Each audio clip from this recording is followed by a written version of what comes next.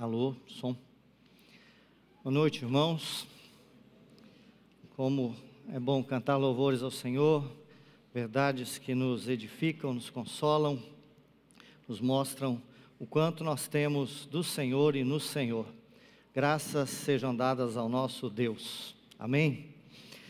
Convido os irmãos a abrirem as Escrituras na primeira carta de Paulo a Timóteo. 1 Timóteo,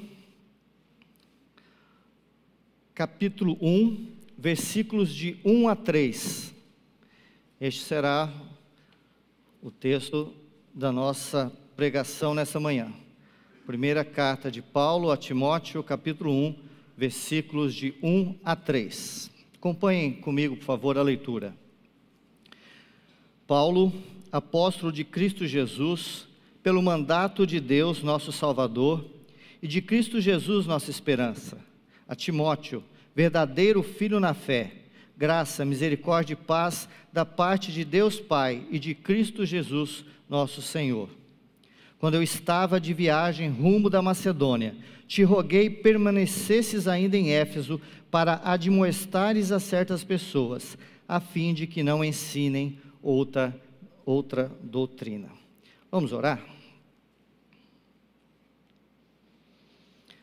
Senhor, mais uma vez nós estamos diante da Tua Palavra e nós clamamos o Teu socorro, clamamos que Teu Espírito, Senhor, que é aquele que nos ilumina, que é aquele, Senhor, que faz nos entender a Tua Palavra, faz, Senhor, a Tua Palavra ser transformada em vida dentro dos nossos corações, que Teu Espírito venha em nosso socorro, Senhor, que Ele socorra aquele que fala, socorra aqueles que ouvem, para que, primeiramente, Senhor, haja vida, haja poder, haja fidelidade, haja transformação, Senhor, através da Tua Palavra.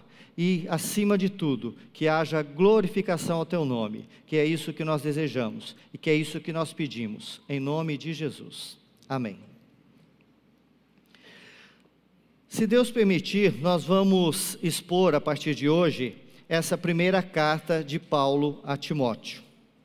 E hoje nós vamos, então, como introdução, como primeira exposição dessa carta, nós vamos ter um misto de estudo bíblico e de pregação. Nós vamos ver, nessa primeira ministração, a importância dessa carta. Nós vamos definir um tema central que vai conduzir todas as nossas pregações. Nós vamos dar um panorama da carta, faremos uma introdução e faremos já algumas aplicações presentes nos versículos de hoje. E a importância dessa carta, ela é muito clara. As duas cartas de Paulo a Timóteo, assim como a carta de Paulo a Tito, são chamadas de cartas pastorais. E são chamadas assim de cartas pastorais, porque o conteúdo dessas cartas, elas diz respeito à vida pessoal do pastor, diz respeito ao pastoreio e cuidado da igreja. Então, nessas cartas, e na carta especificamente nós vamos estudar de Paulo a Timóteo, nós vemos que ele vai tratar primeiramente de pastorear aqueles dois irmãos, pastorear Timóteo e pastorear Tito, né? Paulo era um pastor de pastores. E ele vai então, Paulo a Timóteo, ele vai dar ali instruções, tocar em pontos da sua vida devocional, da sua vida cotidiana, do seu modo de agir, que ainda que naquele contexto tinham todo um direcionamento para o seu ministério, nós vamos ver que são instruções, são ensinos, são princípios que se aplicam a todos nós, nas nossas vidas individualmente. E o segundo objetivo de Paulo, era de tratar da vida comunitária, tratar da igreja, tratar do culto, da doutrina, da liderança, do testemunho dos irmãos e diversos outros aspectos que envolvem a vida em igreja. E isso nós sabemos que também diz respeito a cada um de nós.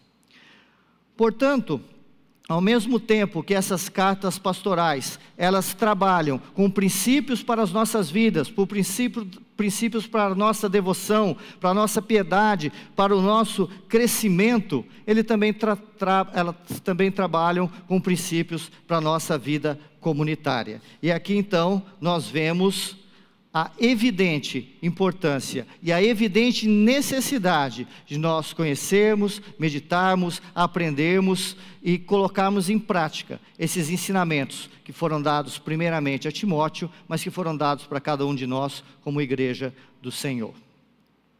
Essa carta, ela tem um tema central.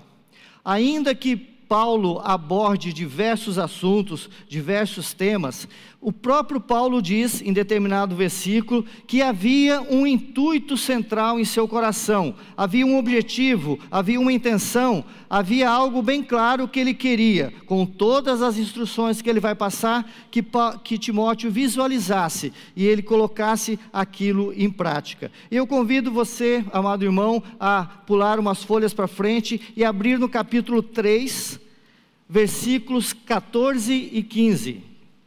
E nós vamos ler ali qual é esse objetivo, essa coluna central dessa carta escrita por Paulo a Timóteo. E nos diz lá, versículos 14 e 15: escrevo-te estas coisas, então escrevo-te essa carta, esperando ver-te em breve, para que, então aqui para que introduz o motivo pelo qual Paulo escrevia a Timóteo, para que, se eu tardar, prestem atenção, fiques ciente de como se deve proceder na casa de Deus, que é a igreja do Deus vivo, coluna e baluarte da verdade. Então, pegando esse versículo e tirando as partes principais, escrevo-te essas coisas, para que fiques cientes de como se deve proceder na casa de Deus, que é a igreja.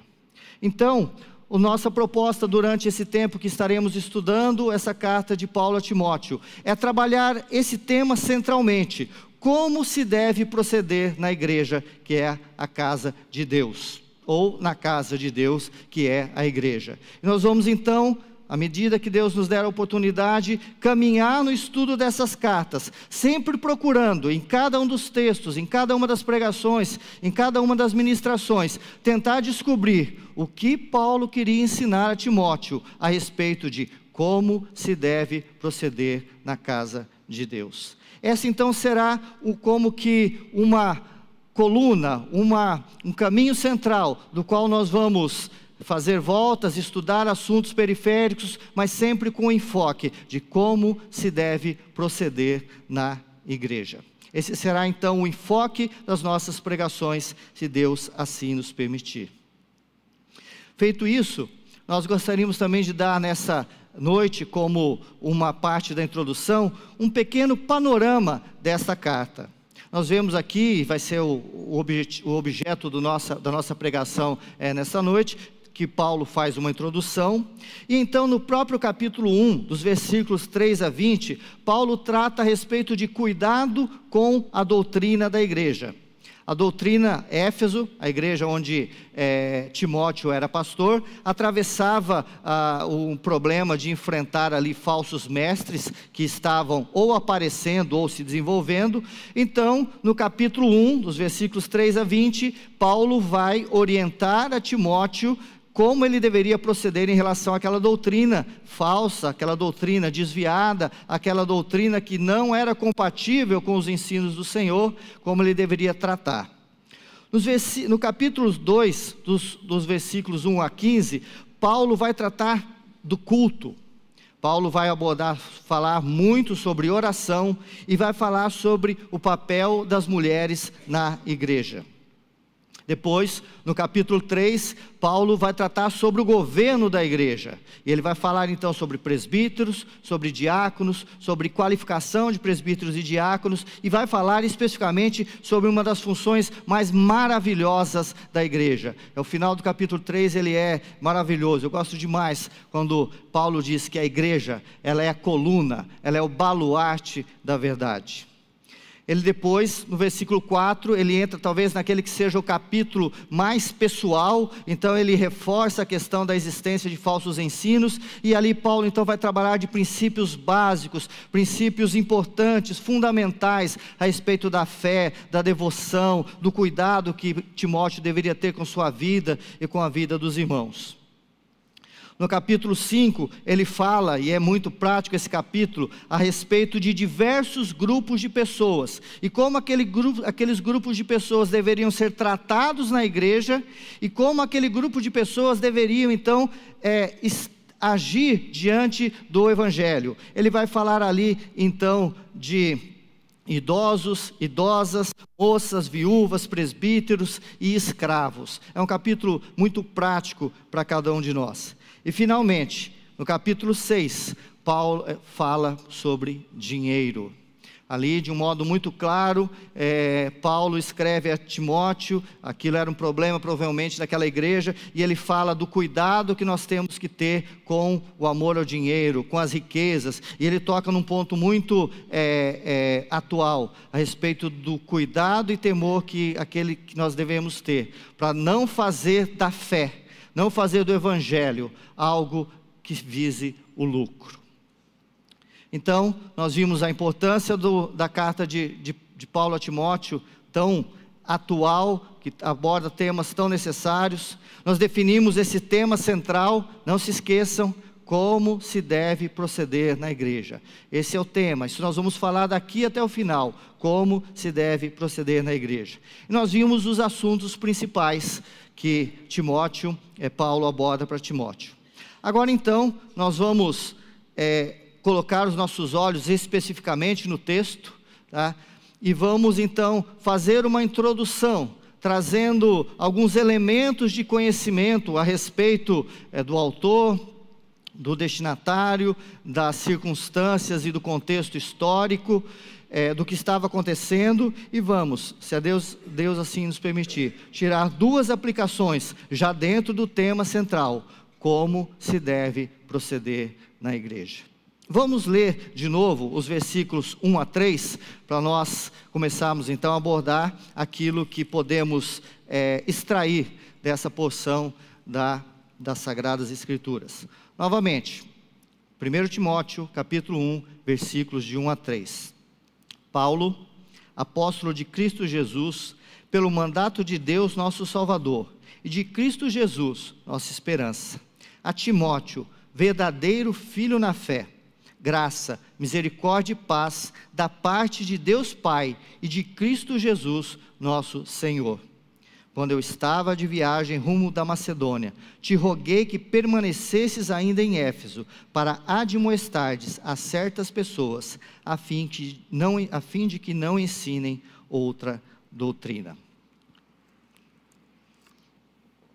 Meus irmãos, quando essa carta foi escrita, há cartas, há textos das Escrituras que nós conseguimos, através de outros livros das Escrituras, ter certinho ali uma noção bastante aproximada ou certa de quando foi escrita. Mas essa carta, ela não é mencionada, o contexto de onde ela foi escrita ou de quando ela foi escrita, não está mencionada nas Escrituras. Nós estudamos recentemente o livro de Atos e vimos que Atos termina, tá, no seu capítulo 28, com Paulo preso, tá, em Roma. E isso por volta do ano 62 a 64 depois de Cristo. E Atos termina assim, com Paulo preso. Mas o que nós não sabemos, quer dizer, nós sabemos, nós às vezes esquecemos, é que a história da vida de Paulo e da vida da igreja e do mundo, ela continuou depois que a escrita do livro de Atos encerrou. Então, depois daquele capítulo 28, tá? E se vocês tiverem a Bíblia de Genebra, vocês conseguem ali ver alguns dados a respeito disso, tá? Paulo foi solto, tá? Ele passa um período solto daquela sua prisão domiciliar, até que então depois ele é preso novamente, uma segunda vez, e aí sim, nessa sua segunda prisão, ele é então condenado à morte e morre debaixo do poder, ou debaixo da ordem de Nero, tá? E essa segunda prisão, entre os anos 66 e 67, ela é o marco então do final da vida de Paulo. E essa carta então, isso é unânime entre aqueles que estudam e comentam, ela foi escrita nesse período, entre a primeira e a segunda prisão de Paulo, ou seja, entre os anos 64 a 66 depois de Cristo. E o autor, o versículo 1 nos diz com clareza, é Paulo, né? E ele se apresenta aqui como apóstolo de Cristo, pelo mandato de Deus nosso Salvador e de Cristo Jesus, nossa esperança. E essa saudação de Paulo, ela pode nos causar uma certa estranheza, porque Timóteo, nós vamos ver, e quem conhece um pouco das Escrituras sabe, Timóteo era íntimo de Paulo, né? Paulo chama Timóteo aqui de meu filho na fé. E em determinado texto, na segunda carta, Paulo se refere a Timóteo como meu filho amado. E no entanto, nós vemos aqui uma saudação tão formal, né? Paulo, apóstolo de Cristo Jesus, pelo mandato de Deus, uma saudação muito formal, né, para quem está escrevendo para alguém que é seu íntimo, alguém que é seu chegado. Por que será que Paulo começa sua carta para Timóteo com uma saudação tão formal? E a resposta não apenas vem claramente daquilo que nós vamos ver na carta. Paulo precisava respaldar perante a igreja de Éfeso a autoridade de Timóteo. Como vamos ver com detalhes no estudo das Escrituras, e talvez você saiba já disso, Timóteo era um jovem pastor, ele era jovem, ele era tímido. Nós vamos ver recomendações de Paulo a respeito dele enfrentar a sua timidez, dele não apagar o dom que havia nele, e ele era cometido por uma doença, tá? E por isso havia o risco, ou até poderia estar acontecendo, de a autoridade pastoral de Timóteo estar sendo questionada naquela igreja. Por isso Paulo faz questão de mostrar, primeiramente a Timóteo, e a aqueles que eventualmente questionassem a autoridade de Timóteo, que tudo que Timóteo faria, e era uma tarefa árdua, combater falsos ensinamentos, ele fazia não por sua força, não porque ele queria, mas porque ele havia recebido uma autoridade de Paulo, o apóstolo do Senhor Jesus. E quem é Timóteo? O destinatário desta carta. Timóteo aparece pela primeira vez nas Escrituras em Atos 16. Quando estudamos Atos, eu tive o privilégio de dar a aula sobre esse capítulo, e ali Timóteo é citado pela primeira vez. Ele é natural da cidade de Listra, sua mãe e sua avó eram judias, e ele e seu pai era grego. Sua mãe se chamava Eunice, sua avó Lóide, e eram mulheres de fé, mulheres que temiam ao Senhor e desde cedo ensinaram Timóteo nos caminhos do Senhor. Lá em Atos 16, nós vemos que Paulo, quando vai começar a sua segunda viagem missionária, ele resolve levar a Timóteo consigo. E entre Atos 16, que é a segunda viagem missionária de Paulo, e essa carta, transcorreram cerca de 15 anos. E aqui na carta, Timóteo é chamado de jovem, e jovem naquela época iria até 30 e poucos anos, ao contrário de hoje em dia.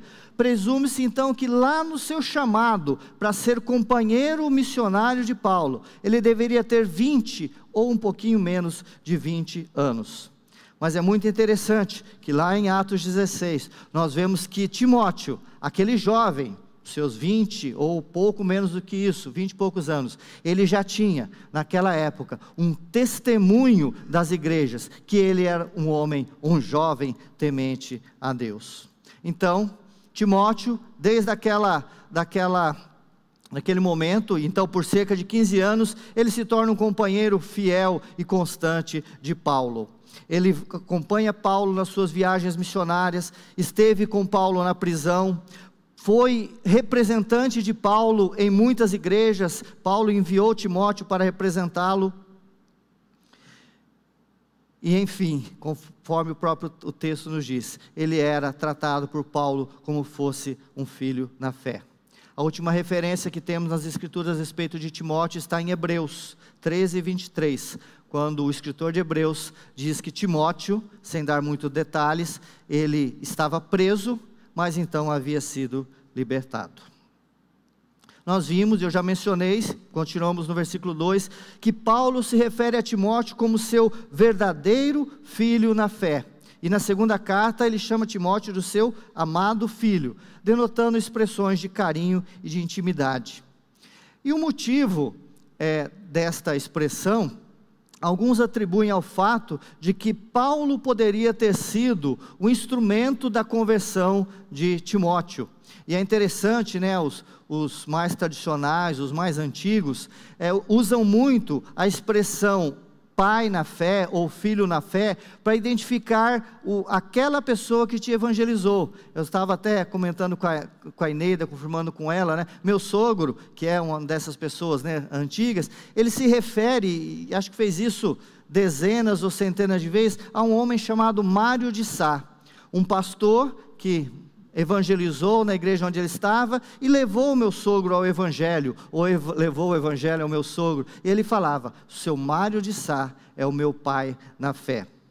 Mas no entanto, quando nós olhamos a história de Timóteo, nós vemos que quando Paulo, ou pelo menos temos uma expressão muito forte disso, nós vemos que quando Paulo encontrou Timóteo, Timóteo já tinha diante das pessoas, diante da igreja, um testemunho de ser uma pessoa que temia a Deus.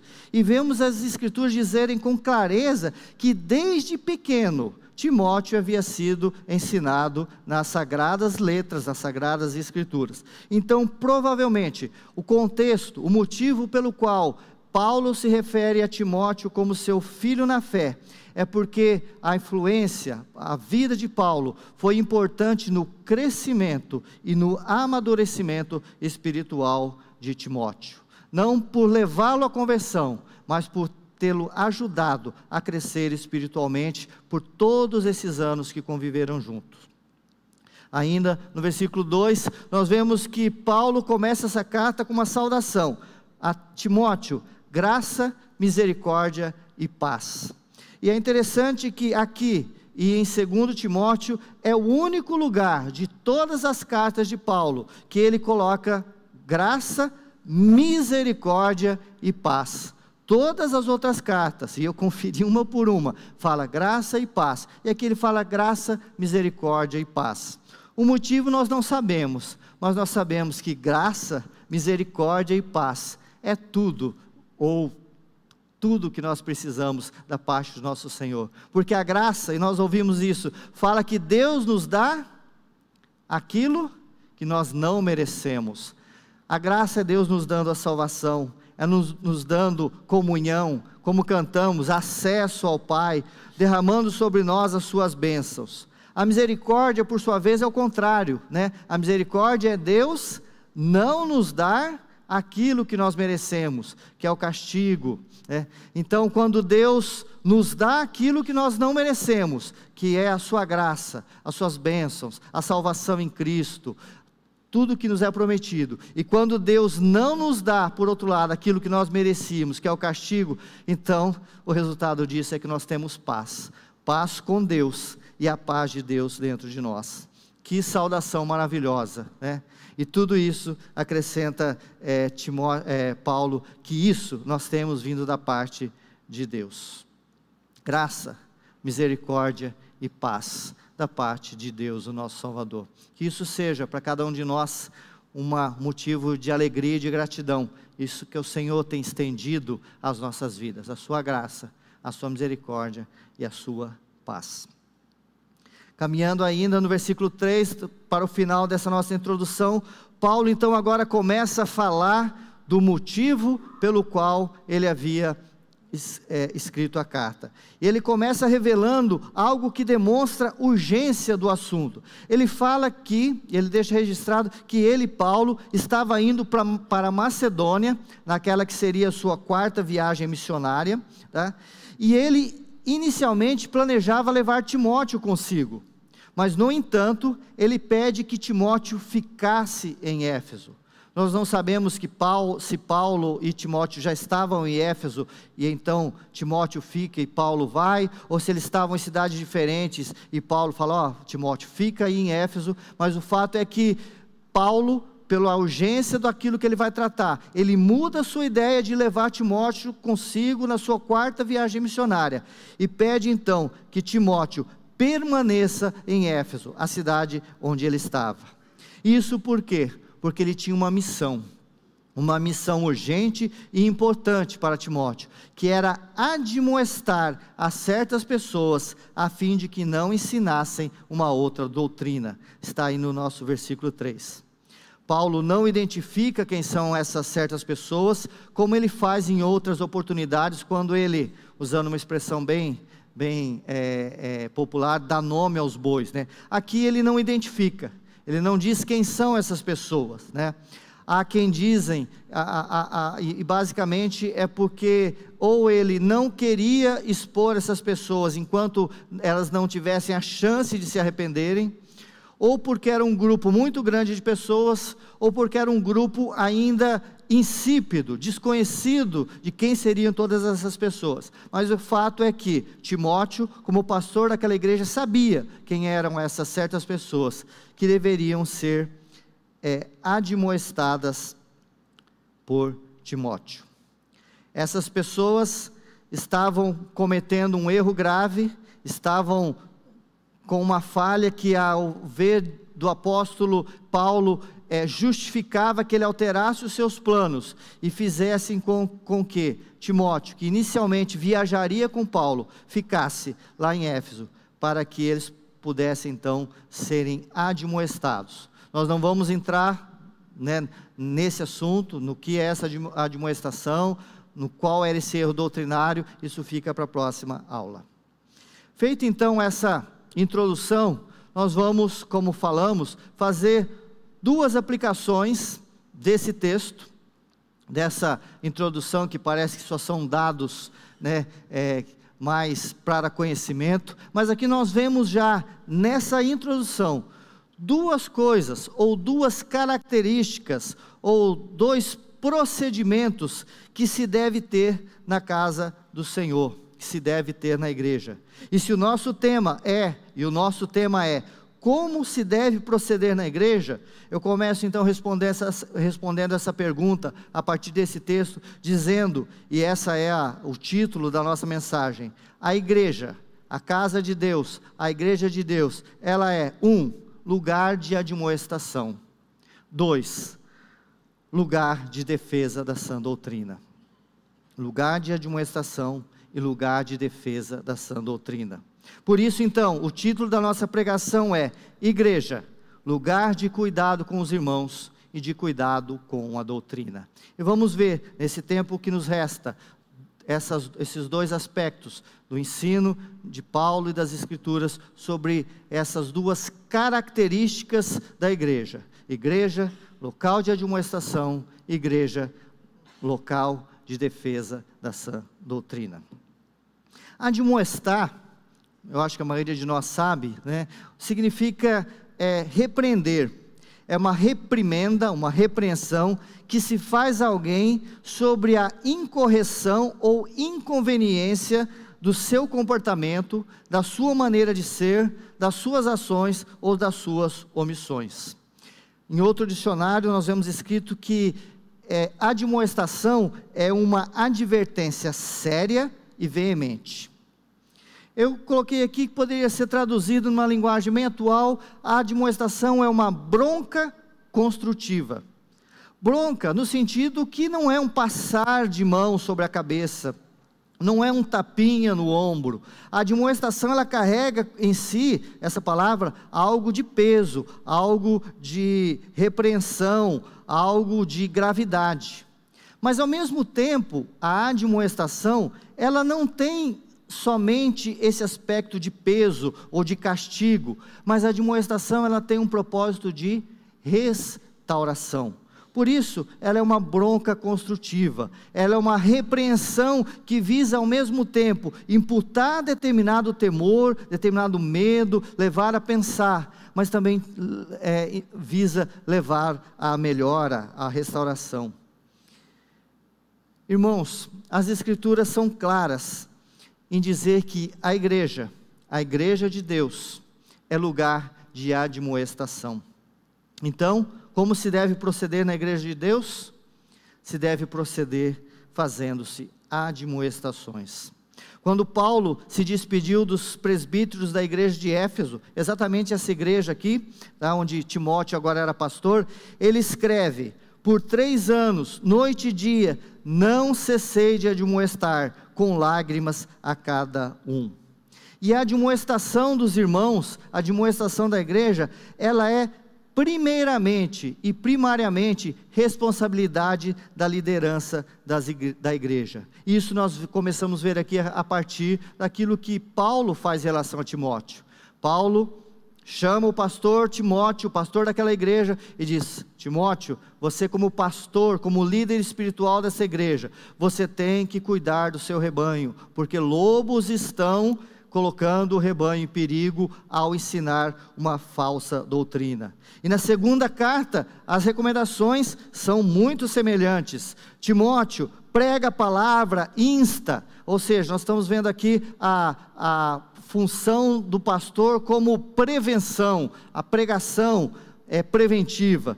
Mas se algo der errado, se as coisas saírem do eixo, continua Paulo na segunda carta, corrige, repreende, exorta. Função da liderança. Para Tito, outro pastor, Paulo escreve: exorta e repreende com toda a autoridade. Portanto, admoestar os irmãos é uma tarefa da liderança da igreja. É assim que se deve proceder na casa de Deus. Essa primeira e primariamente, essa autoridade e essa responsabilidade de admoestar é dos pastores e dos presbíteros da igreja. Deus, na sua vontade, determinou que o governo espiritual da igreja se desse através de pastores e presbíteros, os quais têm, de um lado, a autoridade outorgada pelo próprio Deus, e de outro lado, a responsabilidade perante esse Deus que os comissionou, e a quem esses pastores e presbíteros prestarão contas. Que Deus tempere o zelo com amor, dando fidelidade e graça aos que estão investidos de autoridade na igreja, para que possam levar com fieldade o seu encargo de admoestar aos irmãos que estão sob a sua supervisão. Isso traz restauração, isso traz purificação, isso traz crescimento à igreja. Agora, se por um lado a liderança da igreja deve admoestar os irmãos, e a liderança da igreja, Hebreus 13:17, diz que vai prestar conta a Deus por isso, por outro lado, cabe aos irmãos da igreja ouvir e acatar as admoestações da liderança. Aos Tessalonicenses, Paulo escreve: agora vos rogamos, irmãos, que acateis com apreço os que vos presidem e vos admoestam. Paulo adverte os irmãos da igreja de Tessalônica no sentido que deveriam acatar as admoestações da liderança da igreja, e acatar não gemendo, não reclamando, não como uma imposição goela abaixo, mas com apreço. Essa advertência é também para cada um de nós. O escritor de Hebreus também foi claro, Hebreus 13:17, obedecei os vossos guias, e sede submissos para com eles, pois velam pelas vossas almas, como quem devem prestar contas, para que façam isso com alegria e não gemendo. Infelizmente, irmãos, parece que nós damos mais crédito, damos mais importância a o que um nutricionista nos diz, um treinador, um coach, do que aquilo que as escrituras, através daqueles que têm subido domingo a domingo nesse púlpito, vêm nos falar. Nós nos vemos tão dispostos e tão disciplinados a abrir mão de determinados alimentos tão prazerosos que vão quebrar o nosso regime e acabar com o nosso objetivo de perder peso ou ter mais saúde, mas não temos a mesma disposição de abrir mão de prazeres que venham a fazer mal à nossa saúde espiritual. Nós nos esforçamos tanto para nos desenvolvermos em determinadas atividades, mas nós não temos a mesma disciplina de nos esforçarmos para nos fortalecermos espiritualmente e vencermos aquela maratona cujo prêmio não é um troféu de plástico, mas é a coroa da vida. Nós ouvimos os nossos preparadores físicos e seguimos as suas instruções, mas nós temos grande dificuldade de ouvir os nossos preparadores espirituais. somos tantas vezes tão disciplinados, tão zelosos, tão estudiosos em nossos negócios, querendo que eles prosperem. Isso é legítimo e justo, mas não temos com a nossa vida espiritual, muitas vezes com a nossa família, com a comunidade e a igreja onde nós congregamos, o mesmo zelo e a mesma consideração. Irmãos, que Deus nos livre de nós nos tornarmos refratários às exortações que nos são dadas pela palavra do Senhor. Quando eu preparava essa pregação, eu me lembrei da minha adolescência. Eu passei vários anos da minha adolescência morando perto de um depósito de frutas. Eu fiquei encantado quando pela primeira vez eu vi uma máquina de selecionar laranja.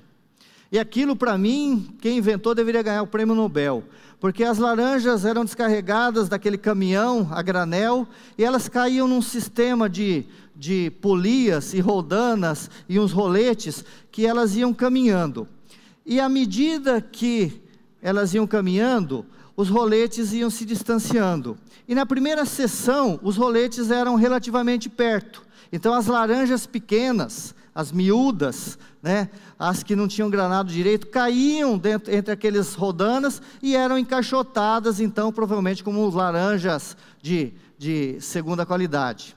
Num segundo momento, os roletes aumentavam a distância, então as laranjas médias caíam entre os roletes, e elas iam para uma outra bica, onde eram encaixotadas como laranjas melhor. E por último, lá no final do sistema, os roletes ficavam bem distantes, e somente as laranjas grandes caíam aí, aquelas secas que a gente compra, engorda o olho e chega em casa está seca, Por que eu fiquei pensando nisso? Porque muitas vezes, meus irmãos, nós funcionamos, a nossa mente, o nosso coração, como essa máquina de classificar laranja. E nós desenvolvemos um sistema mental, e talvez você esteja fazendo isso, de que nós interiorizamos dentro de nós aqueles ensinos, aquelas exortações, aqueles princípios que se encaixam já com a nossa doutrina, que se encaixam com o nosso modo de viver, e inconscientemente, involuntariamente, nós acabamos rejeitando aquela palavra do Senhor, que muitas vezes precisa vir para cada um de nós, para transformar a nossa vida, para mudar o teu coração, para mudar o teu modo de pensar. Às vezes nós dizemos, eu não aceito isso porque eu penso diferente.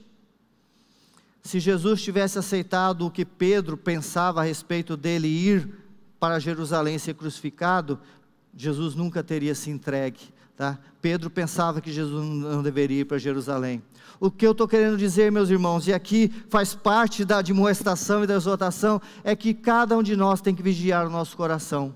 Se dia a dia, domingo a domingo, pregação a pregação, devocional a devocional que nós temos feito, se nós estamos deixando que a palavra do Senhor seja interiorizada para dentro de nós, Hoje de manhã o pastor Juan, ao falar, ele colocou essa questão, olha, tem que sair daqui e descer para cá, e muitas vezes nós desenvolvemos sistemas mentais de defesa, que aquilo que eu acredito, aquilo que eu concordo, aquilo que está de acordo com a minha vida, com o que eu preciso, com o que eu quero, que eu aceito, aquilo então vem para cá e vem para cá, e só reforça o meu jeito de ser, mas aquilo que muitas vezes bate de frente comigo, com o meu eu, com a minha comodidade, eu penso diferente, não é assim, isso precisa ser melhor esclarecido, divergência,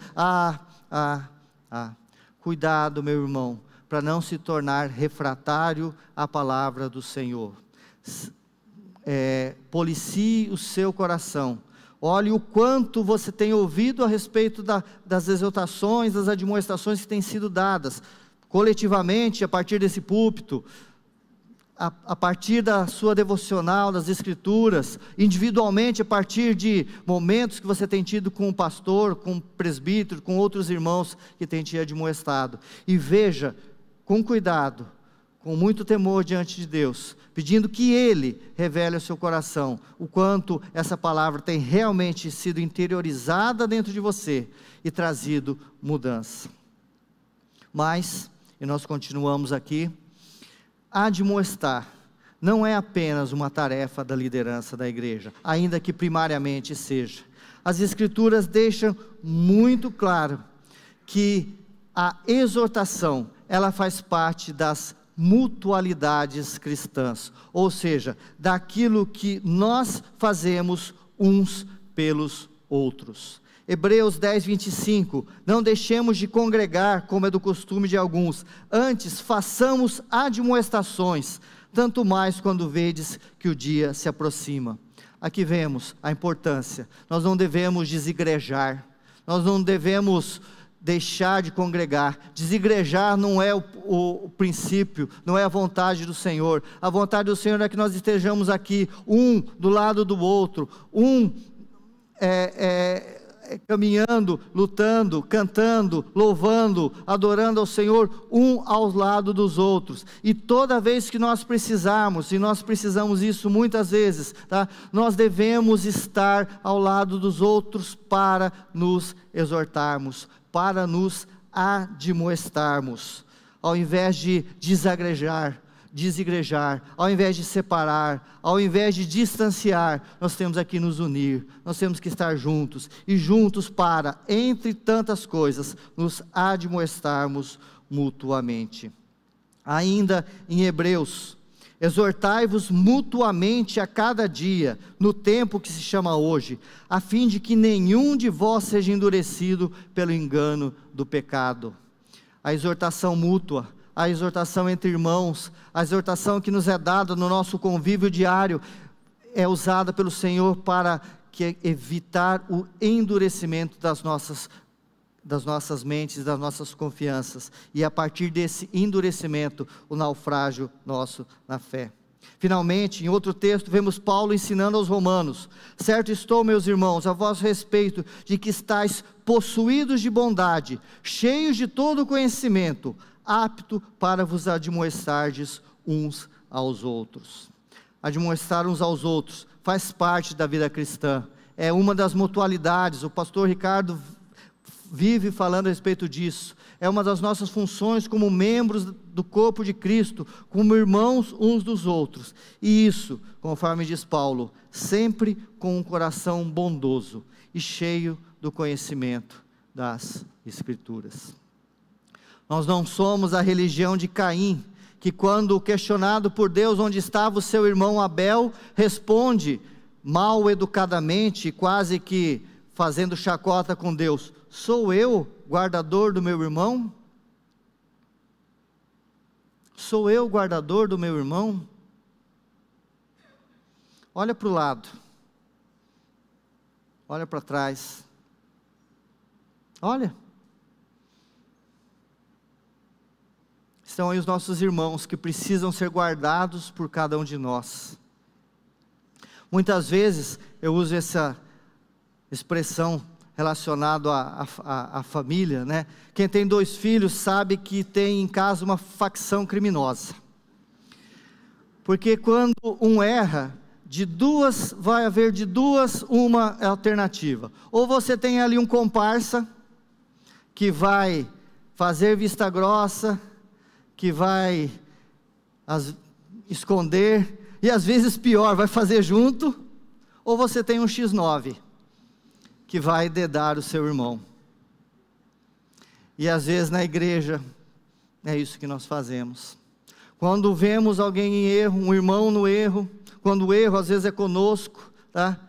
É assim que nós agimos. Ou nós compactuamos, passamos a mão, fazemos de conta que não enxergamos, isso não é comigo, isso é problema dele.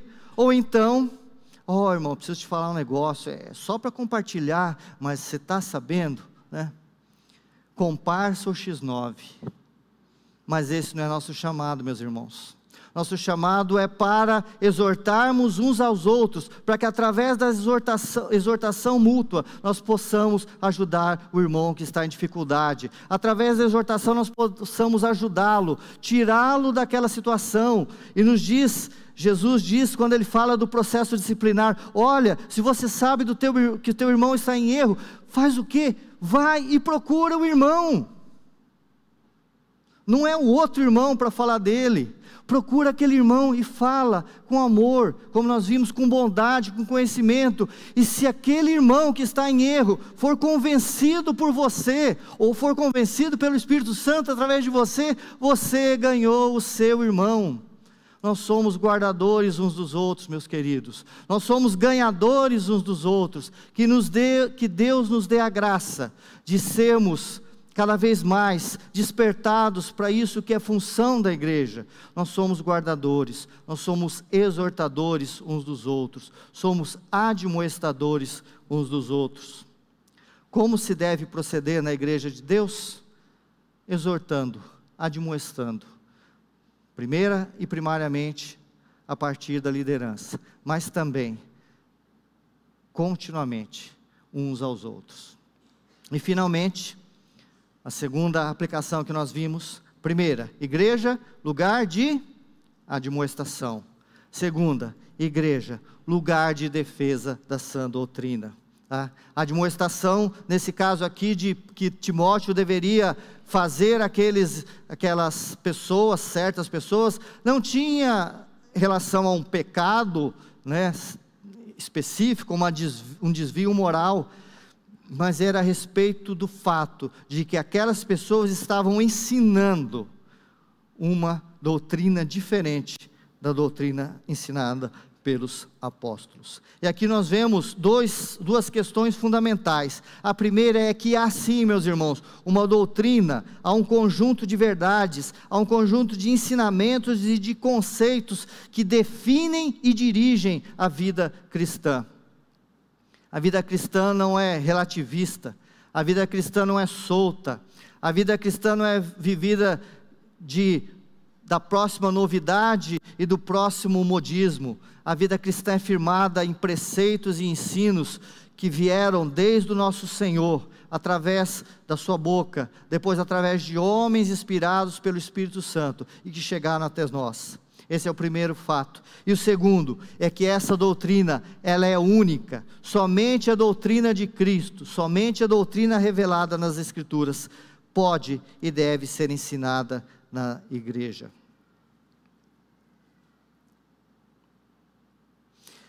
As Escrituras são claras que tudo aquilo que não está de acordo com a doutrina ensinada por Jesus Cristo, depois por seus apóstolos e pelos escritores sagrados, inspirados pelo Espírito Santo, ela não pode ser aceita na igreja, nem em nome da paz, nem em nome do politicamente correto, nem em nome da tolerância, e conforme diz Paulo, nem que um anjo do céu venha trazê-la.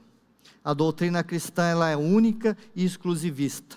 Não há inclusão, não há ecumenismo, não há relativismo, não há pluralismo, não existe essa de vamos dar as mãos se a doutrina é outra. Nós vamos, se Deus assim permitir, trabalhar qual era o erro doutrinário desta igreja, que aqueles irmãos estavam enfrentando. Nós temos ouvido aqui na comunidade muito a respeito de doutrina. Essa é uma comunidade que, pela graça de Deus, nós temos dado ênfase à formação dos irmãos naquilo que nós entendemos também, pela graça de Deus, ser a doutrina que nas Escrituras é chamada da sã doutrina, a doutrina do Senhor, a verdade, a fé que foi entregue aos santos.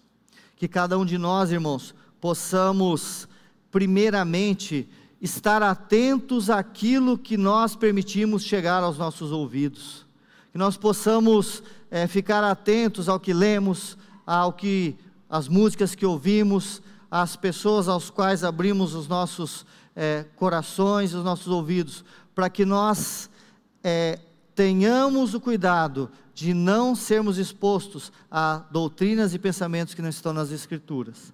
Mas, e aqui eu lembro do nosso querido e saudoso Paulo Bornelli, mas, principalmente, acima de tudo, alimente-se da palavra do Senhor e descubra você, na palavra do Senhor, inspirado e movido pelo Espírito Santo, qual é a sã doutrina. Lembra da história que o Paulo Bornelli contava da nota nota a cédula, né?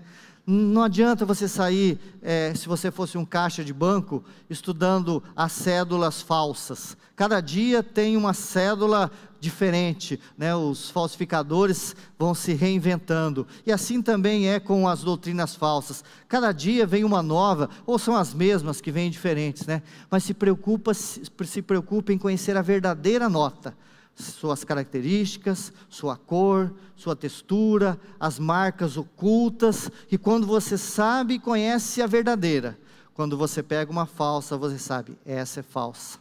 Assim também é conosco, meus irmãos. A igreja é local de se estudar, local de se amar, local de se praticar, e local de se defender a verdadeira doutrina, a doutrina do Senhor, e que cada um de nós, porque a igreja é cada um de nós, possamos então, nessa noite, sair daqui desafiados, como Paulo desafiou a Timóteo, e Timóteo vai desafiar aqueles irmãos daquela igreja de Éfeso, a descobrirmos e estarmos dispostos a como viver na igreja de Deus, como proceder na igreja de Deus, segundo o texto de hoje, exortando-nos mutuamente, se interessando pela vida do irmão, pela restauração, pela santificação, pela purificação, pelo crescimento da vida do irmão, e amando e defendendo a única e verdadeira doutrina, a doutrina ensinada pelas Escrituras. Amém?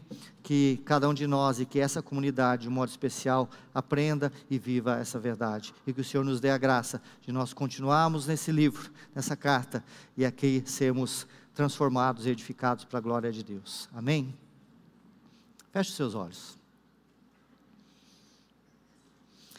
Senhor, nós te louvamos por essa noite, te louvamos pela nossa vida, porque recebemos de ti, Senhor, o privilégio de viver mais um dia, estarmos, Senhor, aqui reunidos com os irmãos, cantando a respeito do Senhor, cantando a respeito da graça que temos em ti, da salvação que nos alcançou, do teu poder, da tua graça, da tua soberania, do teu cuidado com os teus filhos, ó Pai. De um modo muito especial, nós queremos clamar pela comunidade cristã de Maringá, Senhor, para que o Senhor venha em nosso socorro, ó Pai, para que o Senhor venha, ó Pai, conforme a nossa necessidade, trazendo cada vez mais a luz da tua palavra, que teu Espírito, Senhor, abra os nossos olhos, abra o nosso coração, abra o nosso entendimento, e que a tua palavra venha nos transformar primeiramente, Senhor, em pessoas que querem ver o bem do nosso irmão, que se importe, que se alegre com a alegria do irmão, e que se entristeça com as suas tristezas, que ao vermos nossos irmãos caídos, em lutas, em dificuldades, Senhor, em erro, que o nosso coração seja um coração de restauração, que haja em nós, Senhor, um desejo de, em amor, em humildade, em bondade, estamos exortando-nos uns aos outros, nos encaminhando juntos, Senhor, aos caminhos do Senhor, ó Pai. Faz isso na tua igreja, Senhor, que possamos cada vez mais sermos guardiães uns dos outros, Senhor, possamos ser guardadores dos nossos irmãos, e juntos, lado a lado, Senhor, andarmos rumo a ti, nos ajudando, nos sustentando e nos levantando mutuamente, Senhor.